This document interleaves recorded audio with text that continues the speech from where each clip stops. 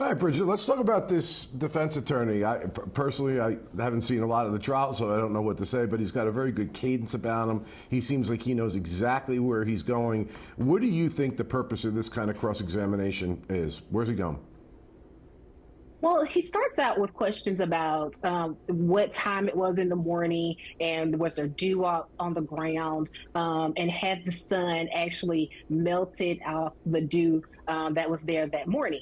And then he goes on to talk about, did this officer see footprints that were in the grass or in the section that did not even have grass. So he's trying to show that there wasn't anyone that may have been walking around next to this individual, just showing facts that may lead to that it was in fact a suicide and not a homicide, that goes to their theory.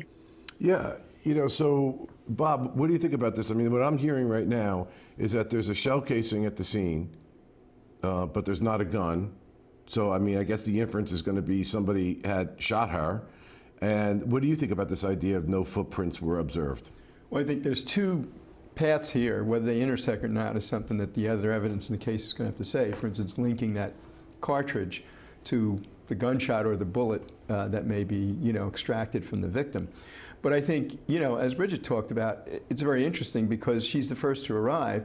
So he's very effectively saying, well, you saw dew on the ground. He's going to get to allude to the fact that you saw no footprints, which suggests, as we discussed, that maybe she did this to herself. The other thing is about the timing. Is there a gap in the video?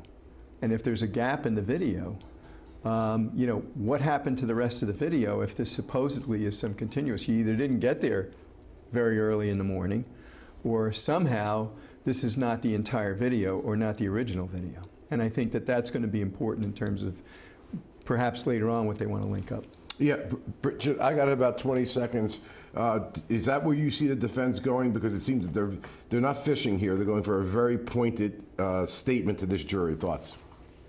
Yes, I certainly agree with that. I mean, he is going directly to the facts of the case in that were there footprints there and were there anything that alludes to the fact that there was in fact a homicide of what the state is trying to prove. And so he's saying here, well, no, not necessarily. Don't just go directly with the fact of what the state is trying to show here. Yeah, very, very interesting case for sure. Okay, we're going to take a quick break. We're going to be back on the other end with these great guests, so please stay with us.